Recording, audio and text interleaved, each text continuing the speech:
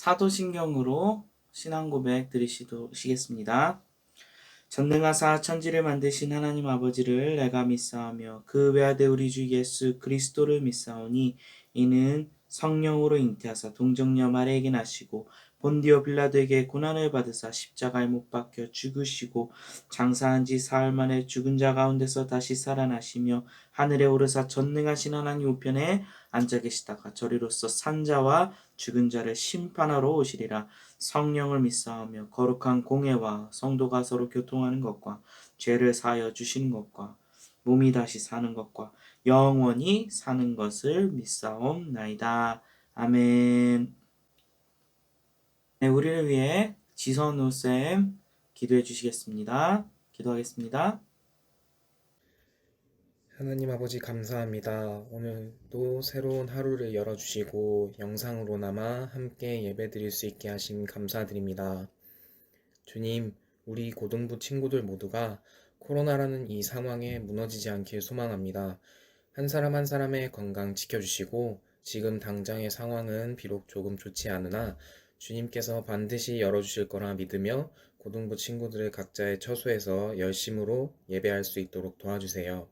또한 이렇게 영상으로라도 예배드리며 대면 예배의 소중함을 깨닫게 하시고 추후에 주님께서 열어주실 상황으로 말미암아 같이 예배드리는 날이 하루빨리 올 수 있도록 도와주세요. 오늘도 최지원 목사님과 함께 해주시어 말씀 전하실 때 입술과 마음을 주님께서 주장하시고 듣는 고등부 친구들의 마음이 열려 새로운 한 주를 살아가는데 지표로 삼게 주님께서 인도하여 주세요. 언제나 넘치는 은혜로 부어주심 기대하며 나아갑니다. 항상 감사드리며 살아계신 예수님의 이름으로 기도드립니다. 아멘. 자, 오늘 우리가 같이 볼 하나님의 말씀 창세기 2장 8절에서부터 17절까지의 말씀입니다. 창세기 2장 8절에서 17절까지의 말씀 같이 읽도록 하겠습니다. 창세기 2장 8절 말씀입니다. 여호와 하나님이 동방의 에덴에 동산을 창설하시고 그 지으신 사람을 거기 두시니라. 여호와 하나님이 그 땅에서 보기에 아름답고 먹기에 좋은 나무가 나게 하시니 동산 가운데에는 생명나무 선악을 알게 하는 나무도 있더라.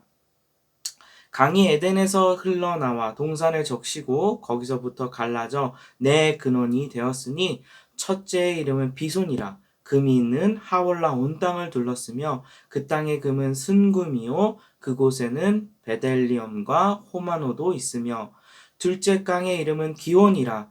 구스 온 땅에 둘렀고 셋째 강의 이름은 히데겔이라. 아수르 동쪽으로 흘렀으며 넷째 강은 유브라 되더라.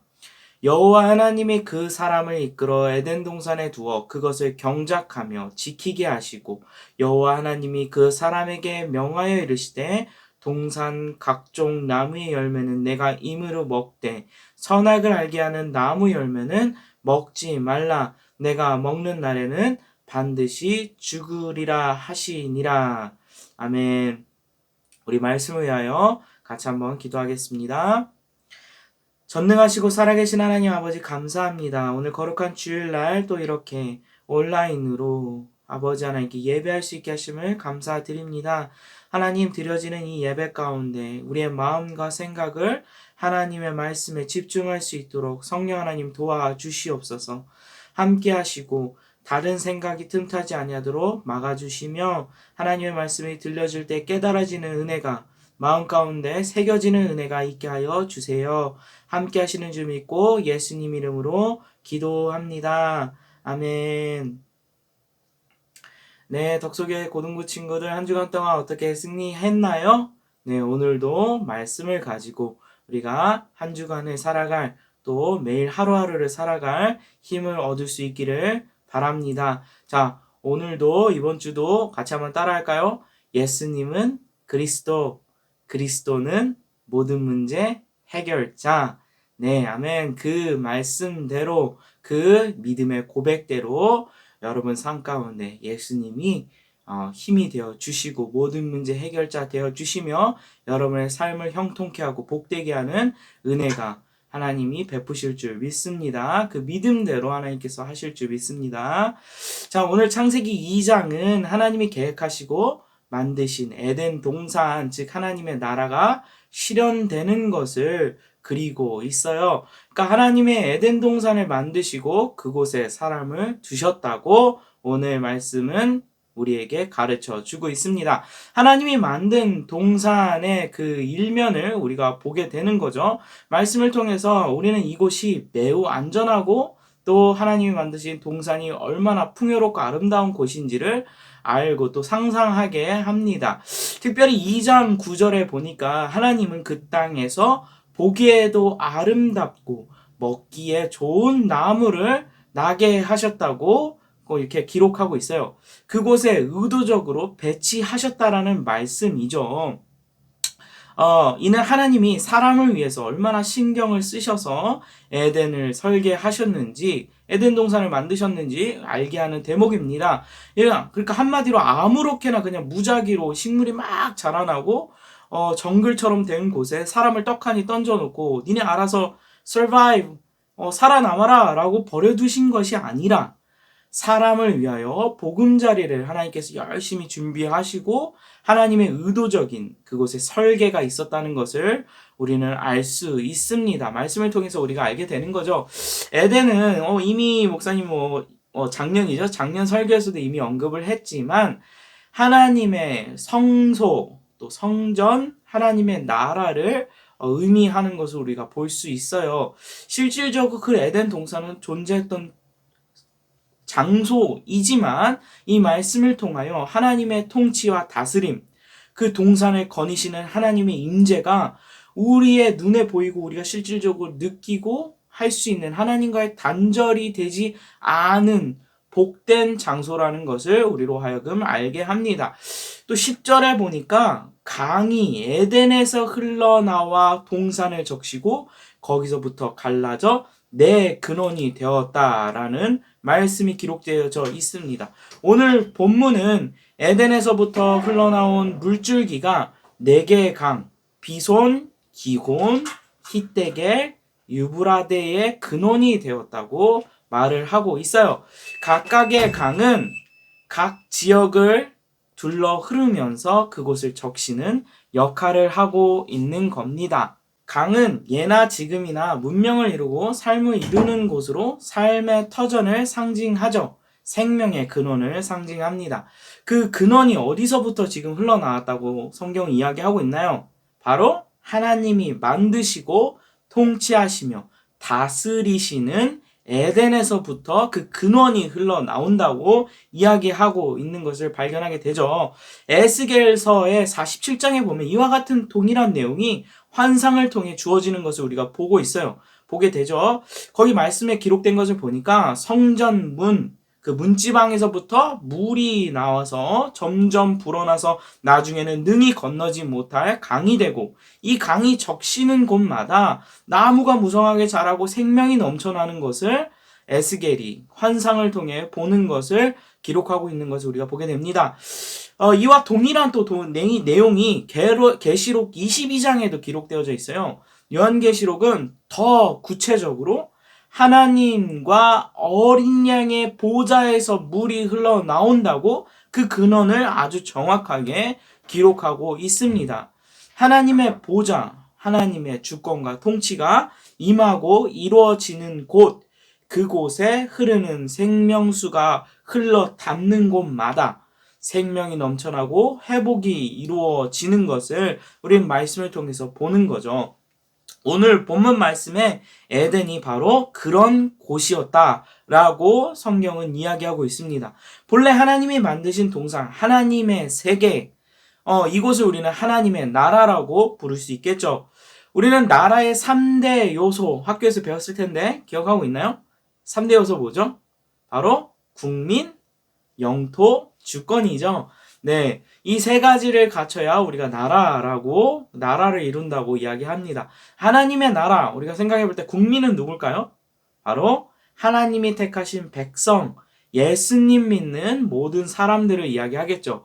그럼 영토는 하나님이 통치하시는 하나님의 능력 아래 모든 곳, 하나님이 창조하신 모든 세계가 바로 하나님의 주권 아래 있는 모든 영역입니다. 자, 그러면 주권, 우리가 국가를 이루는, 나라를 이루는 3대 요소, 주권이라고 하면은 하나님 나라에서는 자녀의 신분을 따라 하나님을 사랑하고 따르며 순종하며 사는 권리를 의미하겠죠. 영원하신 왕 하나님의 나라에서의 삶의 지침은 바로 하나님의 통치를 받으면서 말씀에 순종하는 삶입니다.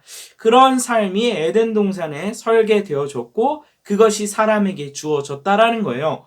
15절은 그런 하나님의 세계에 하나님은 사람을 이끌어 두시고 거기 놓으시고 그곳에서 하나님이 만드신 것을 가꾸고 발전시켜 나가는 일을 맡기셨음을 지난주부터 우리가 말씀을 통해 계속 보고 있죠. 우리 독서교회 친구들 중에 아직 꿈이 불분명한 친구들도 있을 거예요. 또 난 이런 직업을 갖기 위해서 이런 절차와 이런 학교를 밟아 나갈 거야. 이런 학교를 갈 거야. 라고 구체적인 계획을 갖고 있는 친구도 있는 것을 목사님이 알고 있습니다.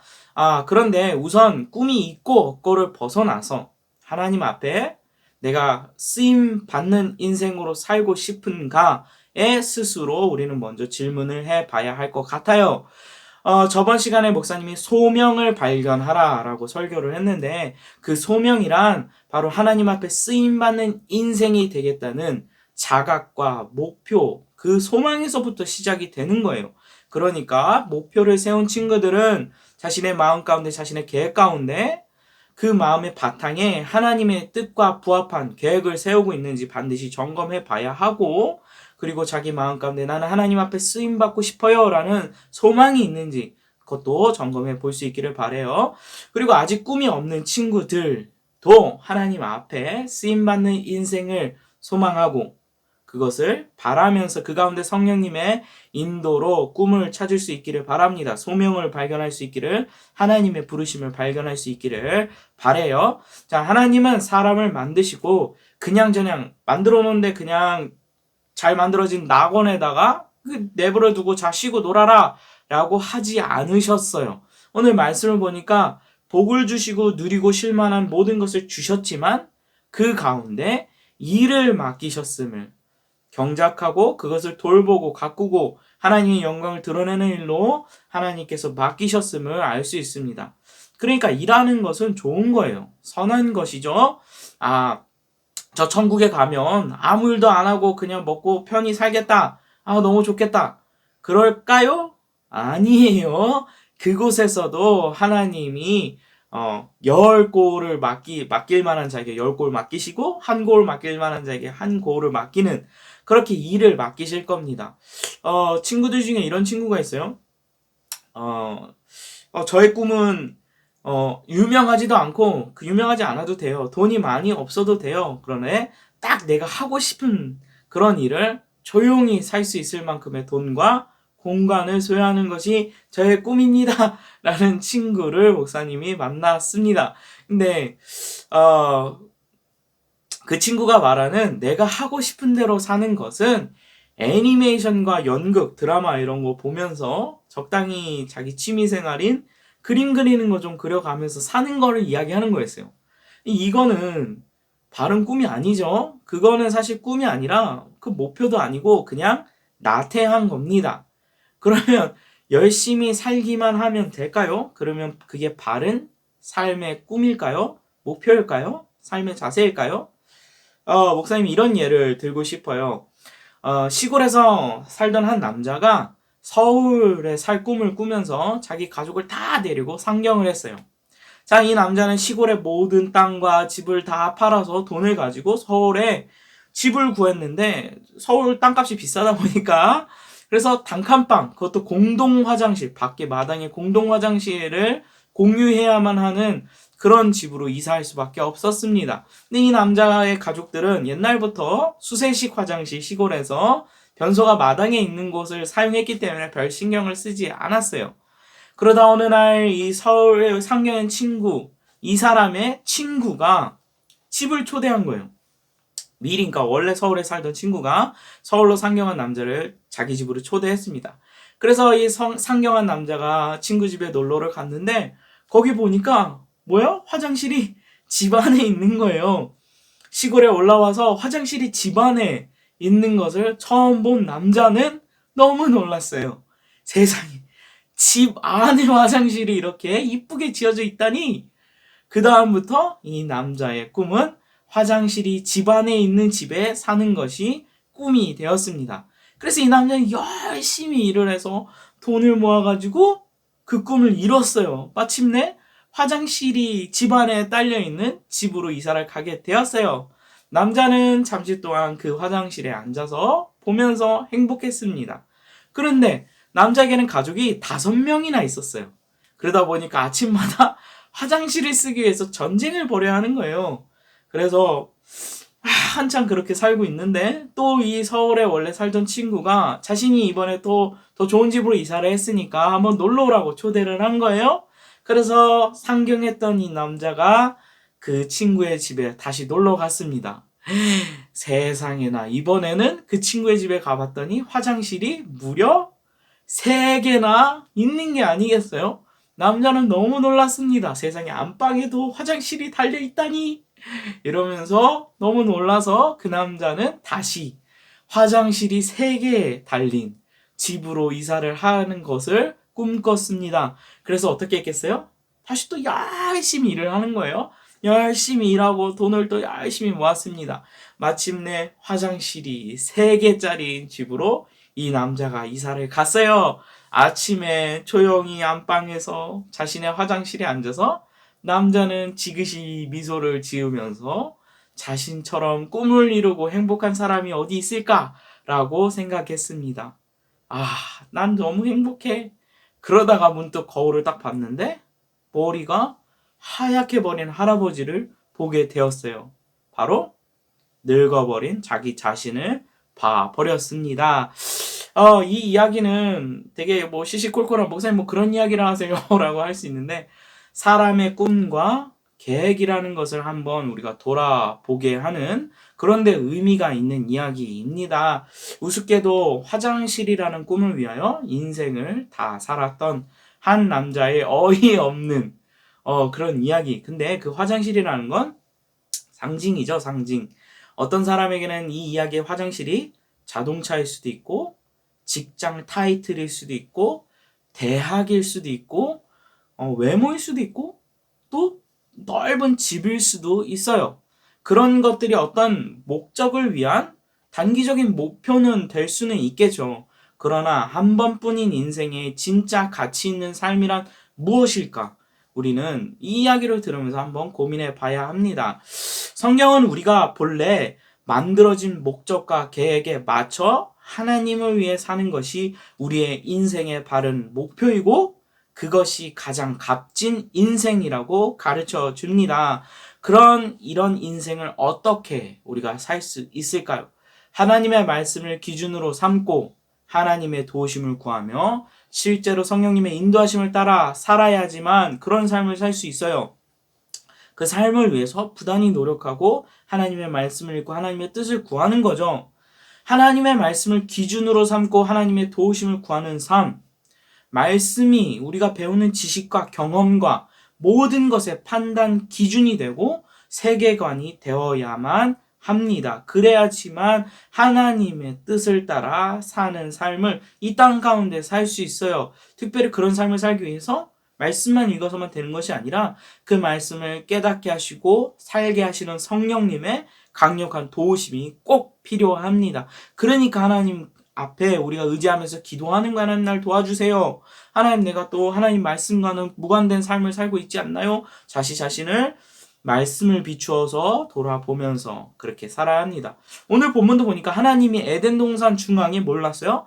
생명나무와 선악을 알게 하는 나무도 두셨다고 우리에게 말씀을 하고 있죠. 여기 16절 17절에 하나님 말씀 뭐라 그래요? 명령하셨다 그랬어요. 명령은 뭐예요? 반드시 지키라는 거예요. 이거는 선택권이 없어. 해라 이거예요. 자, 그런데 그 명령이 뭐였어요? 다른 건 다 먹어도 좋은데 선악을 알게 하는 나무 그 열매만은 절대로 먹지 말라라고 하시죠. 자, 먹으면 어떻게 된다고? 내가 반드시 죽으리라 말씀하십니다. 분명히 먹을 것과 먹지 말아야 할 것을 하나님이 딱 기준을 정해 주신 거였어요. 그 기준을 따라 살면 사는 거고 어기면 죽는 겁니다. 자, 여기서부터 부정적인 시선을 가지고 하나님이 굳이 왜 선악과를 거기 두셔서 사람이 타락하게 만드셨나요? 애초에 거기 두시지 않으셨으면 되는 거 아니에요? 이거 하나님 잘못이잖아요. 라고 생각할 수 있는데, 자, 반대로 그럼 질문을 해볼까요? 사람이 먹을 수 있는 과일의 종류만 목사님 구글링 해봤어요. 해보니까 알려진 것만 현재 2,000종이 넘는다고 해요. 2,000종. 종이 2,000종이라는 거예요. 그러니까 딸기과, 산딸기과, 무슨 살기, 무슨 딸기 막 여러 나눠지잖아요. 근데 딸기과, 포도과, 땅콩과, 이런 식으로 종만 2,000종이래요. 자, 그런데 지금은 멸종돼서 없어진 게 훨씬 더 많겠죠. 그럼 그 엄청난 양의 과일과 채소를 내버려 두고, 굳이 먹지 말라고 하는 그것도 세상에 딱 한 장소야. 에덴 동산 중앙 딱 한 장소. 거기에만 있어. 그리고 어떻게 에덴 동산 중앙에 위치하고 그것도 딱 한 나무의 열매입니다. 그걸 굳이 먹어야 돼요? 아니 그렇게 많은 열매와 먹을 게 풍성한 그 동산에서 생각해보면 하나님의 요구가 부당한 게 아니에요. 엄청 쉬운 명령이죠. 이 세상을 내가 다 줄게. 단 이것 딱 하나만은 네 거 아니야 라고 말씀하신 거예요. 지금 하나님이 그렇게 말씀하시고 이거를 지키렴이라고 말씀하셨는데 그걸 따먹었어요. 왜요? 우리가 연약하여서 사단의 유혹 때문에 그걸 따먹고 말죠. 왜 그곳에 두셨는가에 대한 그 질문은 성경이 말하고 있지 거기에 대해서 답을 제대로 하고 있지 않아요. 그래서 목사님도 정확하게 여러분에게 답을 제시할 수는 없습니다. 다만 목사님은 성경의 전반적인 하나님의 속성을 통해 추측하건대 물론 그 추측에도 오류가 있어요. 그러나 목사님은 이렇게 답하고 싶어요. 하나님은 사람을 지으실 때 로봇으로 만드시지 않으셨습니다. 하나님께서 우리를 너무 사랑하셔서 하나님을 싫어할, 그러니까 자유적인 의지와 선택권마저 주신 것인 거죠. 선악과를 거기다 두심으로 인하여 하나님을 우리가 배반할 수 있는 권리마저도 하나님 입장에서 그걸 보면 얼마나 가슴 아프겠어요? 그런데 사랑하니까 사랑의 의지를 주시고 하나님 앞에 우리가 사랑하기를 바래서 생각해 보세요. 로봇은 딱 프로그램된 것만 말하고 프로그램된 것만 할 수 있습니다. 근데 사람은 그렇지가 않아요. 마음과 의지가 없이는 진짜 사랑이 아니죠. 하나님이 원하신 것은 우리의 마음과 우리의 의지를 다하여 하나님을 사랑하고 하나님을 경배하며 예배하기를 원하시는 거지. 하나님께서 딱 프로그램 해가지고 너는 나를 사랑해라 그러면 하나님을 사랑합니다. 이게 아니잖아. 하나님이 원하시는 것은 정말로 진심으로 우리의 마음과 우리의 생각과 특별히 여러분의 의지를 담아서 하나님을 사랑하시기를 원하십니다.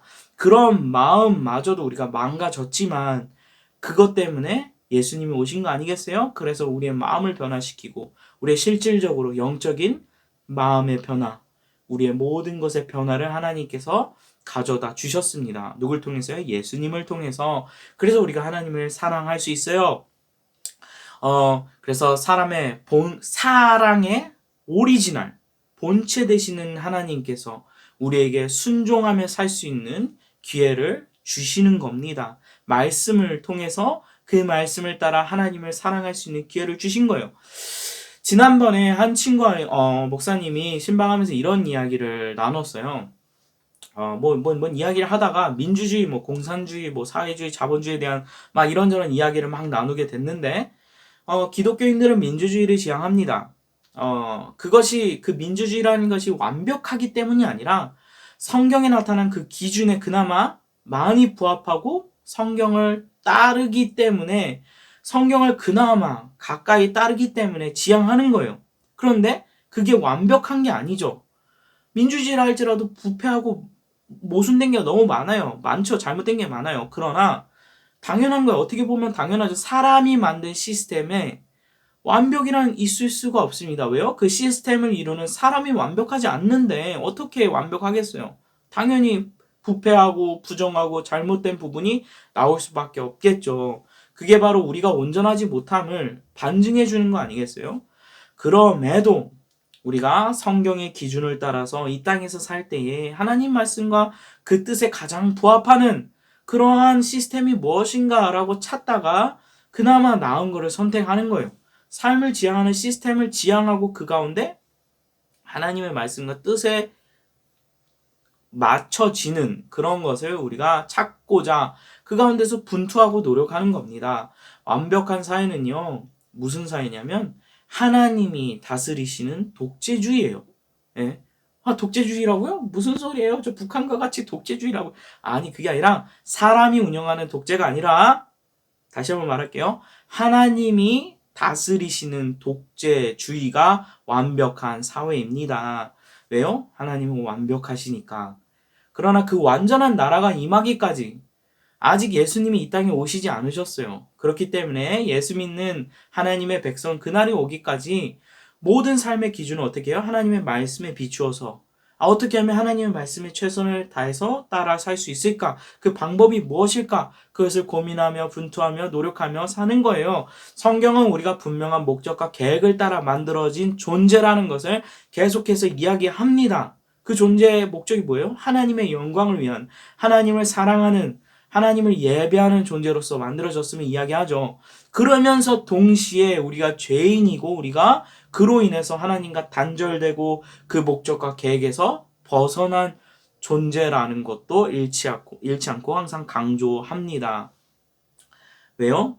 그래야지 우리가 하나님을 만나야 하고 하나님과 단절됐던 것이 회복돼서 연결되고 항상 동행하는 삶을 살아야 할 것을 가르쳐 주기 위해서요. 그렇기 때문에 누구나 하나님과의 끊어진 관계를 회복받아야 합니다. 그리고 그 일은 오로지 누구를 통해서만 가능해요? 예수님만. 예수님을 통해서만 그 일이 가능합니다. 우리가 바로 살 길을 예수님을 통해서 제시해 주시는 거예요. 목적도 의미도 없는 삶을 산다면, 특별히 그것이 하나님의 계획과 뜻과는 완전 무관한 인생을 산다면, 그거는 잘못된 인생 목표겠죠. 지금 잘못된 인생을 사는 거겠죠. 그런 삶 가운데 예수님이 찾아오셔서 우리 하나님 만나지 않으면 그런 인생을 살 수밖에 없어요. 화장실을 위하여 인생을 허비하는 남자처럼 쓸데없는 것을 위하여 눈에 보이는 것과 잠깐의 만족을 위하여 살 수밖에 없는 것이 우리 타락한 인생의 우리의 본능입니다. 그게 망가진 우리 자신이에요. 그러나 예수님께서 찾아오실 때 새로운 목표를 설정해 주시죠. 야, 그 길이 아니라 하나님을 향한 삶이 너의 가장 값진 삶이야 라고 말씀해 주십니다. 그것을 향해 나아갈 수 있도록 여러분 말씀을 저번 주에 읽어서 다시 한번 강조합니다. 말씀 읽으세요. 큐티 하세요. 무기력증, 귀차니즘 빠져있는 친구들이 요즘 부쩍 많은 것 같은데 결코 건강한 게 아니죠. 말씀을 읽고 정말 살아있고 능력 있는 하나님의 말씀을 읽으면 그를 통해 성령님이 여러분 안에서 일하십니다. 그러니까 큐티 열심히 하세요. 큐티 얘기가 나와서 목사님 잠시 얘기하는데 그 하나바이블 어플을 열면 거기 밑에 큐티 들어가면 큐티에 말씀과 함께 가이드 질문이 나와요. 그 가이드 질문을 따라서 여러분 생각해보고 고민해보고 적어볼 수 있기를 바랍니다. 큐티의 그 맹점이 하나 있어요. 큐티 quiet time이잖아요. 스스로 하나님 앞에 조용한 가운데 말씀을 읽고 묵상하는 시간을 갖는다 이런 의미인데 제대로 가이드 없이 만약에 자기 마음대로 성경을 읽으면서 자기 멋대로 그거를 풀이하고 그걸 적용하면은 그러면 이상한 일이 벌어져요. 하나님의 말씀을 읽으면서도 불구하고 그 말씀을 자기 멋대로 자기 원하는 대로 마음에 맞는 것만 마치 무슨 명언 하나 읽었는데 그게 팍 꽂혔어. 그것처럼 성경을 읽는단 말이에요. 그거는 그렇게 큐티하는 거 아니에요. 그렇게 큐티하는 게 아니라 분명한 가이드라인을 따라서 그러니까 설교를 들어야겠죠. 목사님 설교를 듣고 말씀을 묵상하면서 목사님이 이 말씀을 통해서 이런 말씀을 하셨는데 하면서 그 말씀을 묵상하는 거예요. 상고하는 거예요. 정말 그런가? 정말 목사님이 말씀하셨던 그 말씀이 성경에 그렇게 쓰여 있나?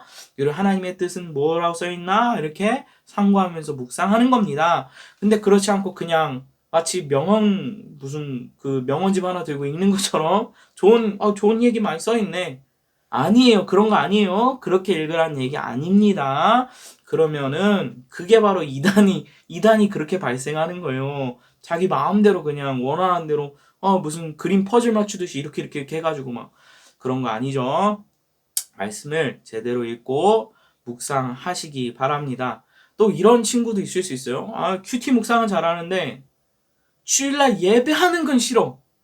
예, 그거는 잘못된 거예요. 여러분이 정말 바르게 하나님 말씀을 상고하고 묵상하고 큐티를 하고 있다라고 한다면 그 말씀이 오히려 나는 하나님을 예배하고 싶어요. 난 하나님을 정말 사랑합니다. 나 하나님을 향한 사랑이 마음이 점점 커져가요. 이런 단계가 이루어지는 거예요. 그게 정상적인 거예요. 그런데 자기 마음대로 맨날 이렇게 말씀을 읽는데 근데 예배는 싫다? 문제가 있는 거죠. 마치 목적을 버리고 지금 그 뭔가를 하고 있는 거예요. 그러니까 바른 예배를 위해 바른 삶으로 하나님께 예배하기 위해서 우리가 하나님의 말씀을 읽는 거 아니겠어요? 근데 예배는 싫을 수가 없겠죠. 그러니까 이번 한 주간도 하나님 말씀을 붙들고 그 기준에 따라 여러분의 생각과 사고와 세계관과 더 나아가서 여러분의 계획까지 하나님 앞에 다 드리고 하나님 내가 이러이러한 계획을 가지고 있는데 하나님의 말씀은 뭐라고 하시나요? 또 하나님 내게 깨우쳐 알게 해주세요. 성령님 하나님의 마음을 내게 두셔서 이 시대에 하나님이 찾으시는 하나님의 백성이요 하나님의 일꾼이 하나님의 제자로서 이 땅에서 하나님께 영광이요 이 모든 사람들에게 예수 그리스도를 전하는 하나님의 도구로 사용되게 해주세요 라고 기도할 수 있기를 그렇게 기도하며 꿈을 찾을 수 있기를 바랍니다. 네, 이번 한 주간도 예수 이름으로 파이팅 합시다. 함께 기도합니다. 전능하시고 살아계신 하나님 아버지 감사합니다. 우리가 예배하고 말씀을 읽고 하나님의 말씀을 상고하며 깊이 묵상할 때에 성령 하나님 함께하여 주셔서 말씀이 깨달아지고 그 말씀이 힘이 되어 우리 삶에서 실로 하나님이 살아계심을 느끼고 경험하는 귀한 우리 고등부 학생들 그런 한 주간을 살 수 있도록 주님 도와주시옵소서. 오늘 말씀을 듣고 깨달음이 있게 하시고 말씀에 찔림이 있게 하시고 그를 통해 하나님께 돌이킴이 있게 하시며 하나님의 말씀으로 인하여 힘을 얻는 은혜가 있게 해주세요. 함께 해주셔서 감사합니다. 예수님 이름으로 기도합니다. 아멘. 우리 주기도문으로 예배를 마치도록 하겠습니다. 하늘에 계신 우리 아버지여 이름이 거룩히 여김을 받으시오며 나라의 임하옵시며 뜻이 하늘에서 이룬 것 같이 땅에서도 이루어지이다. 오늘날 우리에게 일용할 양식을 주옵시고 우리가 우리에게 죄 지은 자를 사하여 준 것 같이 우리 죄를 사하여 주옵시고 우리를 시험에 들게 하지 마옵시고 다만 악에서 구하옵소서. 대개 나라와 권세와 영광이 아버지께 영원히 있사옵나이다. 아멘.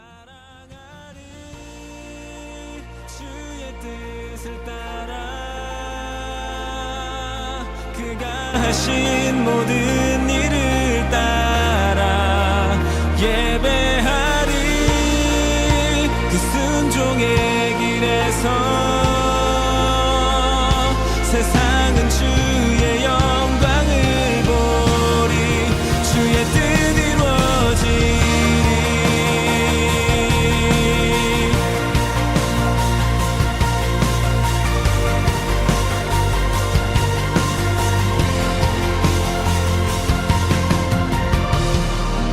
죄인의 마음을 돌이키신 그 사랑 나도 사랑하리 끝까지 따르리 모든 세상이 주를